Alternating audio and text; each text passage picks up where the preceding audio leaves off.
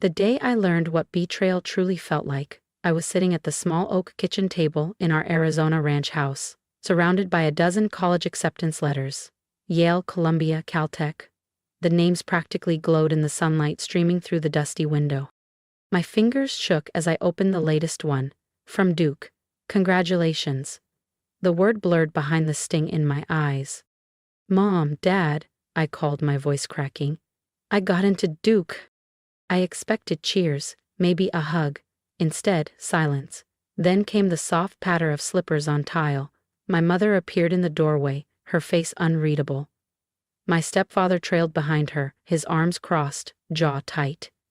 I was 18 and I suddenly felt 10 years younger. That's impressive, Zoe, my mom finally said, her tone flat. She glanced at my stepfather, who gave a tired sigh. Sit down, honey, we need to talk. My stomach dropped. I eased back into the chair, acceptance letters still cradled in my lap like glass. It's about Ethan, my stepfather began. Ethan, my older stepbrother, the golden child, the one who barely scraped through high school and now fancied himself a business mogul. He's finally onto something big with his crypto platform, he continued. It's gaining real traction, but he needs capital to expand. Mom stepped forward, resting her hand on the back of a chair. We've decided to invest in his startup. It could change everything for this family. I blinked. What about my tuition, the college fund? You said... We used it, my stepfather said bluntly. All of it. You what? Zoe, my mother snapped. Don't be dramatic. College isn't going anywhere. You can take out loans or go to Mesa Community for a while. I looked between them. These people who had helped me fill out applications, who had talked about Ivy Leagues like they were my destiny.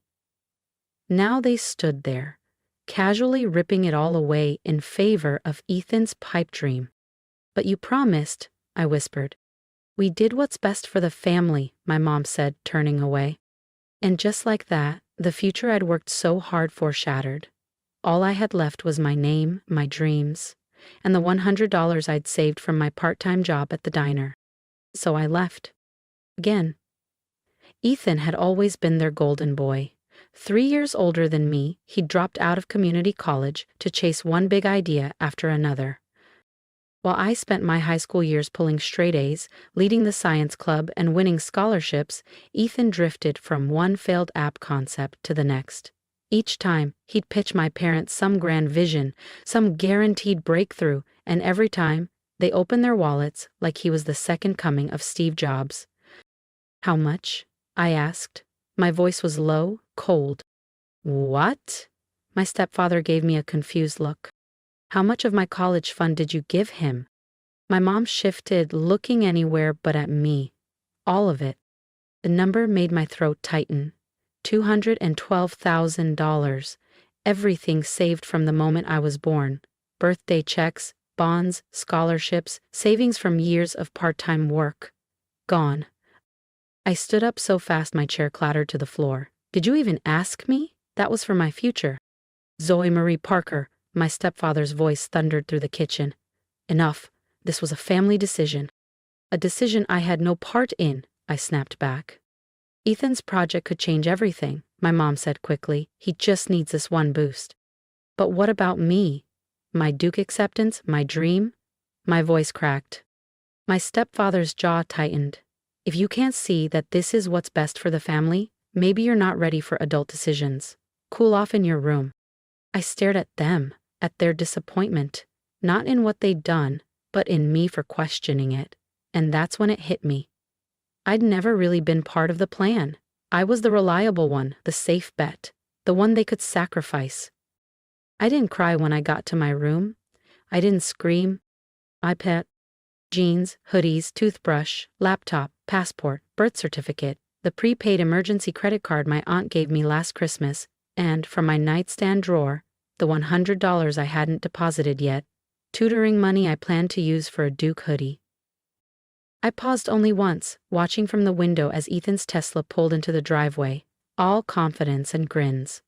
My parents lit up as he walked in. Their golden boy. They didn't even knock on my door. I sat at my desk and opened my laptop. First, an email to Duke. Dear Admissions. With deep regret, I must decline your offer. Due to unexpected financial hardship, I will be unable to attend this fall. Thank you for the opportunity. Sincerely, Zoe Parker. Next, a short message to my parents. You've made your choice. Now I'm making mine. Don't look for me. Then I powered off my phone, yanked out the SIM, and tossed it in the trash. I slung my backpack over my shoulder, gave one last glance to my trophies and certificates, evidence of a life spent trying to win their approval, and climbed out the window, just like I did when I was 14 sneaking out for stargazing nights. My feet hit the ground. I didn't look back. In my pocket was $100. In my heart was the fire of a girl determined to rise without help, without praise, and without family. I didn't know then that in 10 years I'd be sitting across from them in a boardroom, their desperate eyes begging for a lifeline from an investor they didn't recognize as their daughter. But first I had to become her, one bold step at a time. They wanted to bet everything on Ethan. Fine. I'd bet everything on myself. And I wouldn't need their $212,000 to do it. The first night of freedom tasted like lukewarm coffee and adrenaline. I sat in a 24-hour diner just outside Phoenix, Arizona. My backpack rested against my legs like a safety net, while my phone screen dimmed to black, battery finally dead. Before it shut off, I saw the tally: 12 missed calls from Mom, 4 from my stepfather, and 1 smug text from Ethan. Don't be dramatic, Zoe, come home. I ordered another cup of coffee. My fingers trembled as I spread my remaining cash across the chipped Formica tabletop. $86.27. The bus ticket from Mesa to Phoenix had taken more than I expected. Refill, hon? The waitress asked, balancing a tray of hash browns. Her name tag read Irene, 5 faded stars below it. Thanks, I said. Then a pause. Are you guys... Hi. She raised an eyebrow, eyeing the tailored blazer, the laptop, and the nerves I couldn't hide. Kitchen help, she finally said. Graveyard shift, $12 an hour plus pooled tips. I nodded. I'll take it. There's a weekly rate motel down the road. Tell Dave I sent you. He'll knock $20 off. That night, in a motel room that smelled like bleach and desperation, I flipped open my laptop. My acceptance letter to Duke was still tucked into the side pocket of my bag, a relic of the life I'd left behind. As I stared at it, something sparked. I used to tutor kids in chemistry and calculus. Wealthy families from Scottsdale who wanted to see results. I charged $60 an hour. They always came back for more. Now, I saw the opportunity. I opened a blank doc and started typing. Clear path tutoring, elite academic coaching by a Duke-admitted scholar. I worked through the night. Using my web design skills from AP Comp Sci, I built a simple site, polished the wording, then spent $30 at a print shop down the block for business cards. For the next 6 months, I lived on 4 hours of sleep and 2 jobs. From 10 p.m. to 6 a.m., I scrubbed dishes and prepped orders at the diner, learning inventory, margins, and staff dynamics from Irene, who turned out to be a former accountant who bought the place after a divorce. From 9 a.m. to 5 p.m., I took on tutoring clients. My first was the son of a motel guest, struggling with AP Bio. Word of mouth spread like wildfire. Within weeks, parents from wealthier parts of town were paying me to drive out and coach their kids. They didn't care about my name. Zoe Parker became Z Carter. A fresh identity for a fresh start. By month 3, I was making more in a week than I had in a month at the diner. I quit the kitchen job, though I still dropped by every Sunday to help Irene with her books. She'd become my unlikely mentor. You've got a head for numbers, she said once. But you're dangerous because you actually give a damn. She was right. My students didn't just want help, they wanted hope. A chance to break into elite schools just like I once dreamed of. And I knew how to get them there. One afternoon, while helping a student draft a personal essay, his mom looked up from her phone and said, half joking, "If only I could clone you, every parent in Phoenix would pay for another you." That night, I couldn't sleep. Trust myself? No. But scale? Absolutely. I messaged a few peers, students who had deferred Ivy League admissions or were on gap years and needed income. I offered them 70% of client fees to work under my brand, using my methods and materials. I'd handle marketing, scheduling, and client outreach. Within 2 months, ClearPath Tutoring had 5 tutors. By month 6, we had expanded to Tempe, Flagstaff, and even Las Vegas. My first $100,000 came faster than I could have imagined, split between tutoring and smart investments in undervalued edtech stocks I learned about from clients' parents. I lived simply. Cheap rent, no car, no splurges. Every dollar went back into growth. One of my students was Lila Chen, daughter of Phoenix investor Jason Chen. One day during a break, I spotted an investor pitch deck on the kitchen table. "Dad's nervous," Lila said casually. "His company's running low on cash, and they can't find smart money investors." My eyes locked on to the first page. Phoenix Tech Solutions seeking strategic capital partnership. And just like that, I saw the next level. If you felt the sting of being underestimated and dreamed of turning it into your greatest strength, make sure to subscribe so you don't miss what Zoe does next. Because this story is just getting started. The new energy storage venture was collapsing under its own weight, but Ethan was in too deep to back out. It was eerily familiar. Energy storage, just like his last dozen revolutionary ideas. That night, I stayed up researching Chentech's prototype, the one I saw on Jason Chen's desk.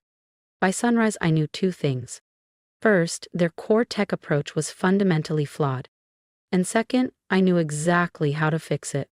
It took me 3 weeks to land a meeting with Jason Chen, leveraging every relationship I'd built through my tutoring clients and mentors. When I finally sat across from him in his sleek downtown Phoenix office, he looked intrigued but skeptical. "Miss Carter," he said, steepling his fingers, "my daughter says you're brilliant, but what makes you think you understand high-level energy storage?" I opened my laptop and started my presentation. 4 hours later, he wasn't skeptical anymore. His tone had changed. "You want in?" he asked. "I'll offer 30% equity if you can deliver." I countered immediately. "Make it 40% and give me full control of the technical side." He agreed. 6 months later, Chentech's updated system, designed under my direction, was making headlines as the future of energy storage. The technology Ethan had always dreamed of creating, I'd actually brought it to life, not with a handout, with a pitch, a prototype, and results. My net worth hit 9 figures, seemingly overnight, but I didn't stop there. Using Chentech's credibility as a launchpad, I began quietly acquiring distressed tech startups in the energy sector. Each acquisition was made through layers of holding companies, trusts, and private capital networks. Zoe Parker disappeared from the business scene entirely. Z. Carter, founder of ClearPath Holdings, took her place. I moved from Phoenix to Los Angeles to San Francisco, always staying ahead of any family connections that might catch on. I didn't want their attention. Not yet. But I watched them. Through carefully planted contacts and private reports, I kept track of my family's slow collapse. Ethan's ventures failed, again and again. My parents sold properties to cover the losses. The Parker family name, once respected in Arizona's business scene, was now whispered with pity. Then, one Monday morning in my penthouse office in Soma, my assistant laid a file on my desk. "You'll want to see this," she said. I opened it and smiled. Parker Innovations is seeking investors. They were desperate, barely solvent. Ethan had convinced them to take one last shot, with tech eerily similar to the system I'd perfected with Chentech. My father was meeting with potential investors that Friday.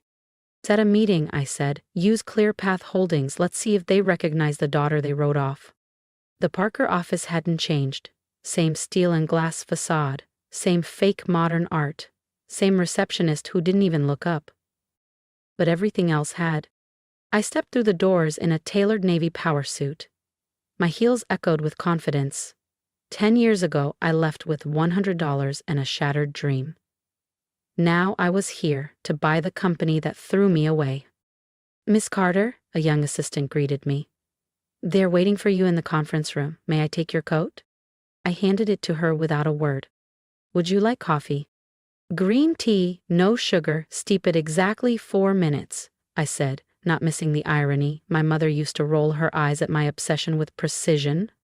In the elevator, I took a breath. This was it. The doors opened, revealing my father, Gregory Parker, at the head of the long table, my mother beside him, still perfectly put together, though her smile didn't reach her eyes, and Ethan, arms crossed, legs stretched, eyes glued to his phone. Miss Carter, my father stood, offering a handshake. We've heard impressive things about your firm. I shook his hand, it trembled slightly. Let's begin, I said, sliding my laptop open and casting charts onto the screen. Your company's decline began almost exactly 10 years ago, tied directly to a string of reckless investments. Etone shifted. He recognized the tone, the logic, the precision. He just didn't recognize the woman delivering it.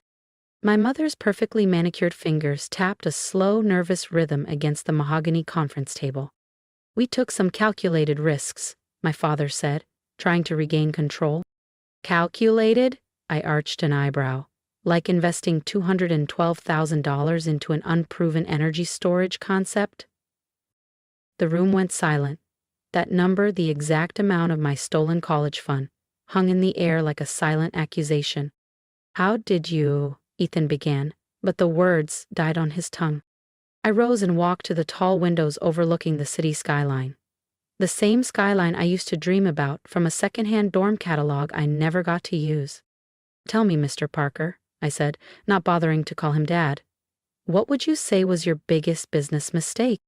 My father cleared his throat, perhaps expanding too quickly into high-risk markets. No, I said, turning to face them. Your biggest mistake was sitting in this very room 10 years ago, thinking your daughter would simply disappear. Color drained from my mother's face. Ethan's phone slipped from his hand and hit the table with a dull clatter. My father just stared. Something in his eyes shifting. Zoe, he whispered. Is that really you? I smiled. Hello, Dad, Mom, Ethan. Their stunned silence was everything I'd imagined and more. This is ridiculous, Ethan said, his voice shaky. You're Z Carter? The founder of ClearPath? Actually, I said, sliding a document across the table, it's Zoe Parker Carter now. I legally changed it years ago. You'd know that if you'd ever truly looked for me. My mother blinked back tears. We did look. No, I interrupted. You waited a few weeks maybe. Then you assumed I'd come crawling back when the money ran out. I turned to Ethan. How'd that revolutionary energy system turn out, the one you needed my future to fund? He flushed. There were setbacks. Funny, I said, clicking my laptop, because Chantech, a subsidiary of my company, seems to have solved those setbacks quite well. I brought up the schematics, the very ones that had made me a billionaire. My father leaned forward, stunned. You own Chantech? Among other things, I replied. ClearPath Holdings, Brightline Capital, Elite Academic Consulting, and, as of last quarter, 40% of Parker Innovation's outstanding debt. The room unraveled. Ethan stood, knocking over his chair. My mother covered her mouth with trembling hands. My father looked down at the table, seeing the wreckage of his empire, and the daughter he'd underestimated. Why, he finally asked, why not just tell us who you were? I met his eyes. Because I needed you to see me, not as a daughter you could guilt-trip or ignore, but as the investor holding the future of your company in her hands. What do you want? Ethan snapped. Revenge? I laughed. If I wanted revenge, I would have bought you out in secret and shut you down in one press release. I stood, adjusting my blazer. No, I'm here to fix what you broke. But there are conditions. My father sat straighter. What conditions? First, Ethan's out. No more executive roles, no more visionary investments. He doesn't touch another company dollar. Ethan opened his mouth to argue, but Dad held up a hand. Continue. Second, you both retire. You've done enough damage. Parker Innovations needs new leadership, not nostalgia. My mother looked like she might faint. And third, I said softly, you admit that sending me away was the best thing you ever did, because everything I've built, I built without your money, without your name, and without your approval. Silence. My empire glowed behind me on the conference screen. My mother's eyes welled. Ethan finally understood the truth. Do we have a deal? I asked. My father gave a slow, heavy nod. We do, Miss Carter. Good, I said, gathering my things. Contracts will be delivered tomorrow. I paused at the door. Oh, and Mom? That community college you recommended? My foundation just donated a new science wing there. I left the building that once represented everything I wasn't allowed to be, and stepped into the black car waiting at the curb. Maria sat inside, still sharp in her crisp suit. How'd it go? She asked, handing me a perfectly steeped green tea.